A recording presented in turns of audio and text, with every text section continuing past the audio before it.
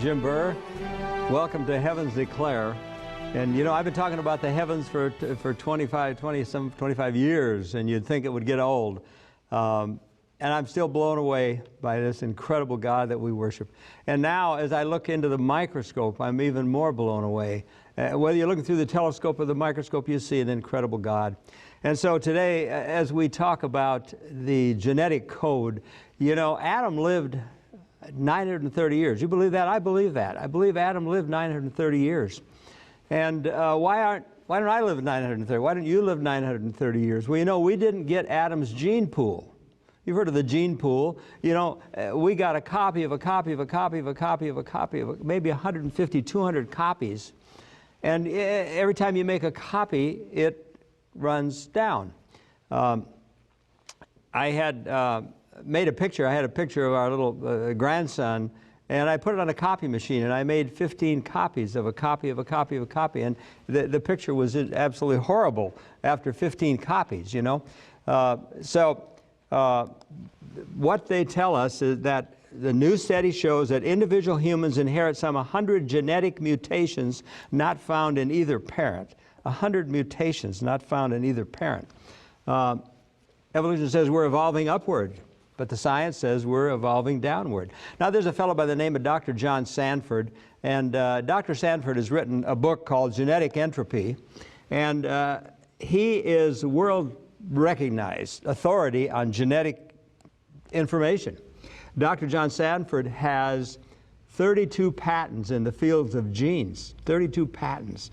You can imagine that. So he's really a respected authority on genetic engineering. And Dr. John Sanford says that every generation is running downward. He invented the gene gun, and he sold the gene gun for $1 billion. Now, he's from one of the universities, I think it's Stanford back east. He sold the gene gun for $1 billion, and he says, I'm done working. And he's just going to, like, do what he wanted to do. And so he started looking at the gene pool. If the gene pool is going downward, every child has 100 mutations not found in either parent. Dr. John Sanford put the gene pool back together. He started putting those 100 genes back together. And lo and behold, Dr. John Sanford didn't believe in God. He was an evolutionist, didn't believe in God. And he thought the only hope for mankind was genetic engineering. The only hope that we have to improve our lot and our health and our longevity is genetic engineering. But as he began to put the gene pool back together, lo and behold, he became a Christian. He discovered when you get back 150, 200 generations, you have a perfect gene pool, perfect genetic code. And now Dr. John Sanford says the only hope for mankind is Jesus Christ. He's a Christian, putting the gene pool back together. And then Dr. John Sanford looked ahead, and he says in 100 generations, there's nobody left on earth. And that is incredible. That's amazing, because you know something?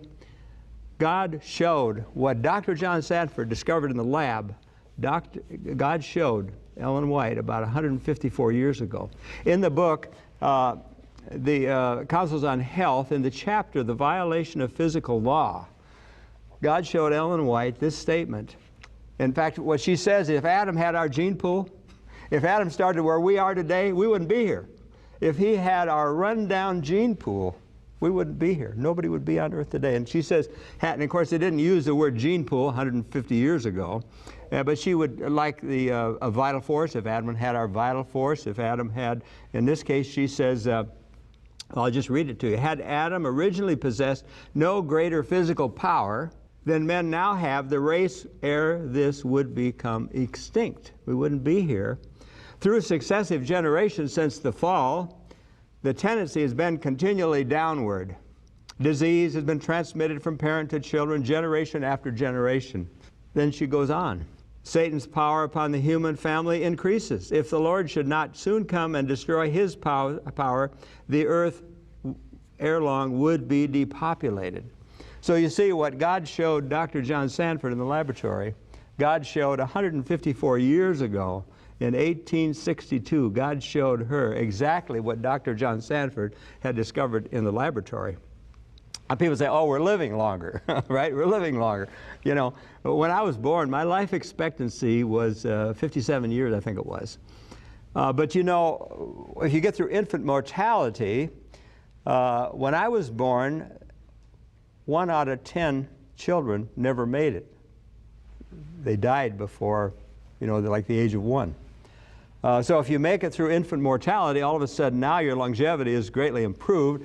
And I've been around the sun already 78 times. Okay, I'm on my 79th trip around the sun. That's one of the benefits you get for living on Earth. You get a free trip around the sun every year, and I'm on my 79th trip around the sun. But people say, oh, we're living longer. We're living longer. Yeah, right. Dr. John Sanford says, okay, have you ever heard of bypass surgery? Have you ever heard of cholesterol medication? Have you ever heard of, insulin? The first shot for insulin was given in 1922. In 1922, millions of people were dying of a coma in sanitariums because they had a diabetic coma. They were with diabetes. They were in a coma. Millions of people. And so we have insulin. That extends your longevity, you see. So, Dr. John Sanford, you take away all the medication. What's happening, the doctors are trying to counteract this explosion of diseases. What have you heard diseases in the last couple of years? The Ebola, this new virus. We have mass extinctions of the animals, the bees. They're worried about the bees and the butterflies, and we see birds and so forth, through these extinctions. So Dr. Sanford says, that yes, we're living longer, but it's through medicine. In fact, you can go on the web. If you look up NORD, that's National Organization of Rare Diseases. NORD says, you know what the headline of the front page says when you go on NORD? Every day a new disease. So science is trying to keep up with these diseases. Medicine is, and pharmacology trying to keep up with these terrible diseases. Every day a new disease. Folks, we're going downhill. We're not evolving upward like evolution would want you to think. And they tell us that 90% of rare diseases have not one single FDA-approved treatment for rare diseases. And I want to show you a picture of my heritage, my family, and you'll see here my great-grandfather. So then he got 100 mutations not found, his father didn't have. And in the green boxes, you see my grandpa and grandma. They had 200 mutations not found in my great-great-grandfather. And then my father in the blue and my mother, they have 300 mutations not found in my great-great-grandfather. And then you see me and my 2 sisters in the orange there, and we have 400 mutations that were not found in my great-grandfather. Okay, so we're going to show you the genetic code coming up now. And this would be in your DNA, the letter codes in your DNA, okay? And there are 6 billion letters in your DNA, 6 billion letters. If you were to sit at a keyboard and type out, that is the information that makes you. Those letter codes, you would need about, depending on your font size, about 2 million to 3 million pages of the code that makes you. That code tells every cell in your body what it's going to be. You got 50 million heart cells. You guys are going to be hearts. Over here you got liver cells. You guys are going to be liver. You guys are going to be kidneys. The kidneys say, oh, I think it'd be cool. Wouldn't it be cool to have a kidney on each side? No, you have to be in the body. You have to hook up to the plumbing. And you cells over there, you're going to be fingerprints. We have 7 billion on Earth. Every person has a different fingerprint. What a God. That's in the genetic code. And so the fingerprints, tattoos are getting real popular. I think it'd be cool to have a tattoo right here, my fingerprint right here on my nose, right? No, the genetic code said no. You need them on the bottom of your hands, and you need the fingernails on the top. If you have the fingernails on the bottom, you'd slip off everything. So you see the instructions in the genetic code tell each cell what it's going to do. Your hair, your liver, your lungs, everything. is programmed there. And the Bible tells us that we're knit together in our mother's womb. I will praise thee, for I'm fearfully and wonderfully made. Marvelous are thy works, that my soul knows right well. Could you read that code that was on the screen? Could you read that? 6 billion letters. Could you read that? There's 100 trillion cells in your body that depend on that for instructions of what to do. So there's 100 billion and 3. It's been called the language of God. Those letter codes. If you were going to sit, you're going to sit at a keyboard and type out 2 million pages of those codes, 2 million letters. It would take you a lifetime. They tell us it would take you a lifetime. Start when you're 16, 18 years old, get a job. When you're retiring, you have just finished typing the code that makes you, the instructions that tells your body to make you. And yet, the DNA can, you see, every cell in your body has to copy that. And it can copy that in less than a day. If you were sitting at a keyboard, would you be making mistakes? Typing those letter codes out your whole lifetime? Yes, you'd be making mistakes, wouldn't you? And the DNA, the replication of your code actually makes mistakes. There's errors that are introduced. Why are there errors introduced? Because we live in a world of sin, because we're running downhill, because we have carcinogenics. There's there's carcinogenic stuff we take in. There's environmental pollution, and there's free radicals and all these things. And so where you'd make a lot of mistakes at a keyboard typing that out, the genetic code is replicated, and 6 billion letters, when they're copied by every cell in your body before it dies, has to copy your code. And the mistakes that it makes will depend upon your lifestyle. Now, if you're watching 3ABN and you're into the healthy living and the 8 rules of health, you're not going to have as many mistakes. If you had a hangover last night, or if you're up all night watching a movie, how well are you going to type out your code? You're going to be making more mistakes. But in the process of copying your genetic code, replicating that code, your cells make mistakes about 100,000 to 1 million, depending on your environment, your lifestyle, things like this. So don't push it. By living a good life, you can, through epigenetics, you can slow down this process of going downhill. They've now discovered that the epigenetics actually influences, that you are what you eat, but you are what your mother ate. You are what your grandmother ate. It's passed on down to our children. And so where you would make, your DNA would make 100,000 to 1 million mistakes, lo and behold, there is a proofreader. God has installed a spell checker like your computer. Did you ever notice you sit at a computer and you type in a word wrong? But you'll never see it. At the speed of light. At the speed of light, that spell checker puts the apostrophe in, or it puts the right letters in. You ever notice that? It's wow. I typed it wrong, but it came out right. The spell checker goes, oh, we got a problem here, but I can fix it. At the speed of light, it's going to fix that. Well, the same thing is happening in your code, in your genetic code. Sometimes the spell check goes like, we got a problem. We got a problem here. You ever see that? The spell checker says, I don't know what the problem is, but I'll give you 5 choices. There's a problem here. I can tell there's a problem. Okay. And you'll have to decide, is it spelling, is it this is what you meant, this what you meant, this what you meant, this what you meant? Well, you know something?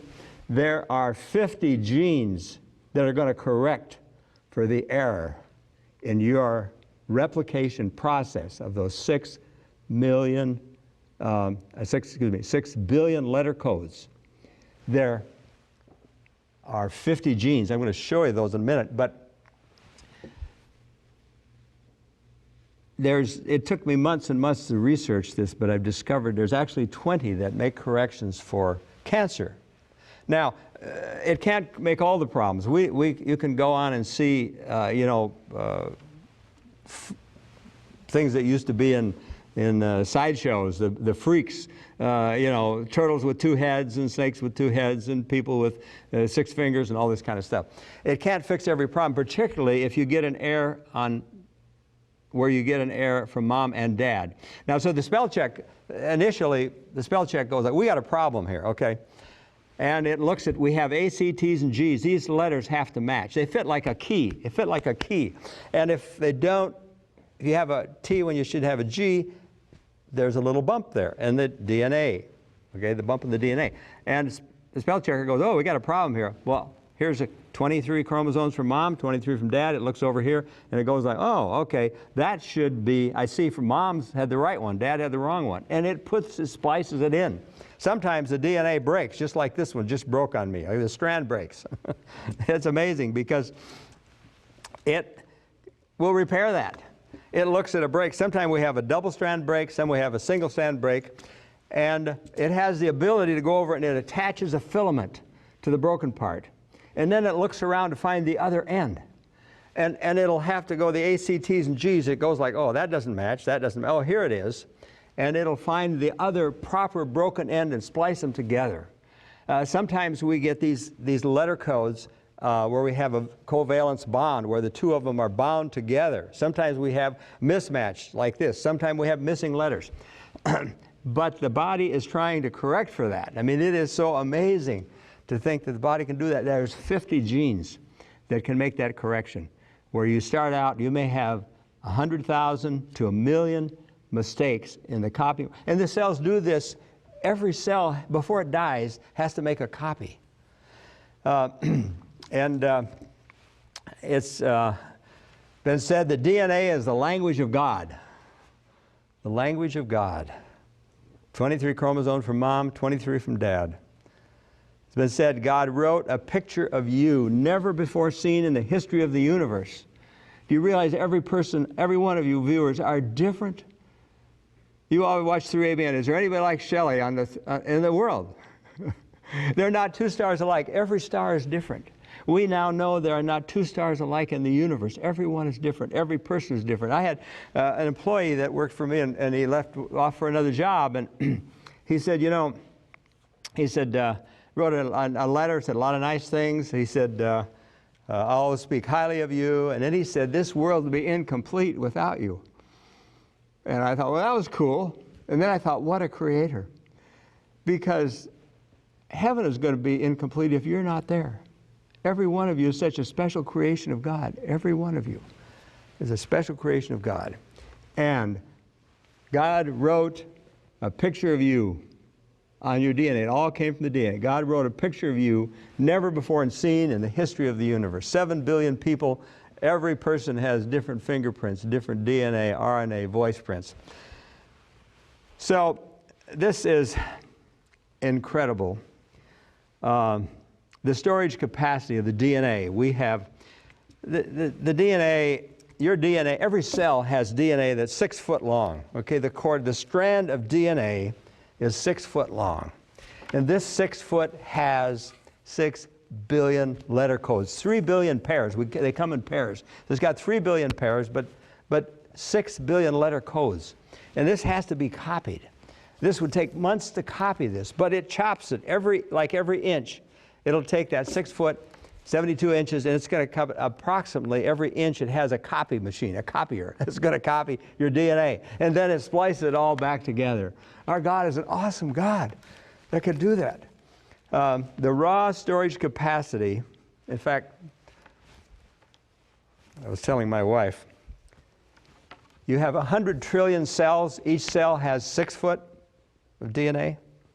I can't tell you how long this is. I said to my wife, if I tell them what the science says, they'll never believe anything else I say. They tell you, I'm going to tell you this, that it'll reach to the sun. You go on the internet and find out how many times it'll reach the sun in your body. 100 trillion cells. So you mathematicians can, you mathematicians multiply 100 billion, 100 trillion times 6 foot.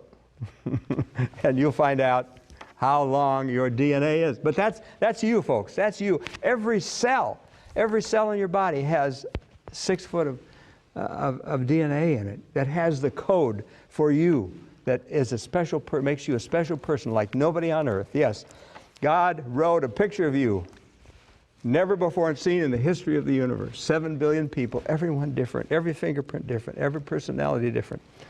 What a God. Something went around the internet last week, and I don't have it in front of me, but it was saying, you know, after God made the galaxies, the universe, after he made the mountains and the rivers and the flowers and the children and everything, he realized the world needed you, a special creation of the Lord. Well, it's interesting, now this just broke on me, but it's interesting that the DNA, in order to copy this, you see they're bound together here. Well, how do you copy that? They copy end to end. It comes in, the RNA comes in, copies that, and it copies 3 at a time. And it converts that to proteins, which tell your body what to do, what to make. And as I looked at that, and I thought, the language of God. 3 letter codes are copied at a time. Could that be the Father, the Son, the Holy Spirit? The language of God. And so in order to copy this, it has to split it apart. It has to take the DNA and split it apart. And it goes up one side, and it copies up one side and down the other. And in this process, a lot of times these get broken. And it fixes that. 50 genes can fix the problems in the copying. And it can't fix all problems. We live in a sinful world. We're getting old. You know, as we get older, our genes don't do so well in copying this. They get tired. The telomere, the T cells shorten. And in that process, that's why we die. We get cancer, and our cells don't do as well as they did when we're young, actually. But the cell, you know, you can put trillions of cells on the head of a pin. The biggest cell is actually the ovum, the human ovum, which is about the size of a head of a pin. And I mean, what a miracle that is. But so it unzips this thing, goes up, copies one side and comes back down, and maybe we'll play in a future program, we'll be able to show you the process of actually how it copies this. It is just incredible to see how it copies that. Let's go down to a picture here that we have a chart. I told you there's 50 genes that are designed to make the corrections. Here's a list of the genes that make corrections. The top part are the damaging agents, X-rays, you know, ultraviolet light, smoking, cigarettes, and alcohol are one of the worst for causing problems. And then partway down the screen it says repair process, and so there are listed all the different genes. The base repair genes, there are 11 there that do the base repairs. That would be the sides of the DNA code. And we got nucleotide repairs. We got, anyway, God has built 50 genes that repair. We got on the screen an amoeba. Evolution says that we all came from some microorganism like an amoeba, some little microorganism. And they can't tell you how that microorganism started. They don't even want to talk about it. Evolution does not want to talk about abiogenesis, the origin of life on Earth. They say, well, evolution doesn't deal with how life got started. Evolution deals with how it has evolved through mutations.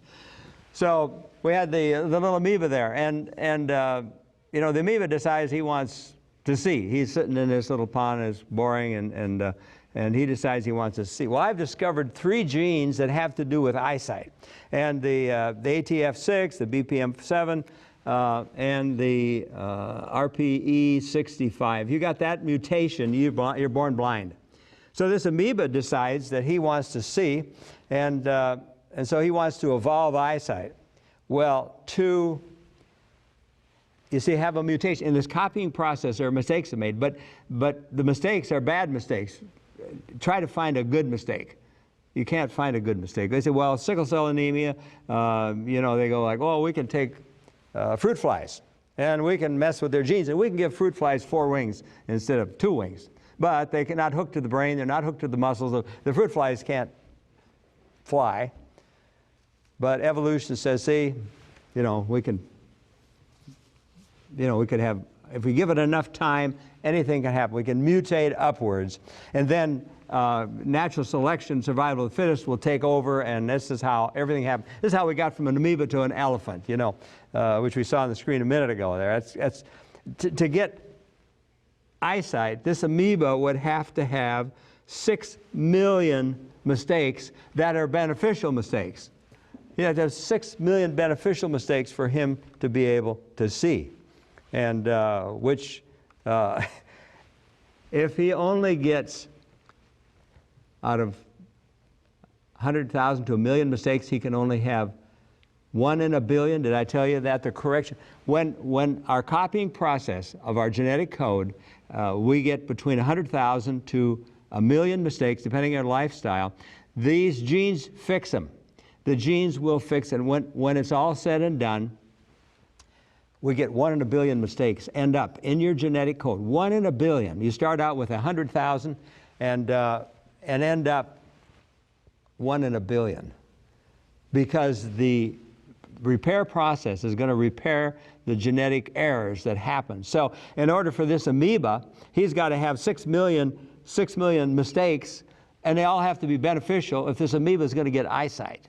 And so you see how impossible it is. To me, this proves that evolution could never happen. You could never evolve upward, even though they will not even tell you how it could have gotten started. We're going to get into that in another series on how they think life got started, and that is a joke, folks. That is a joke.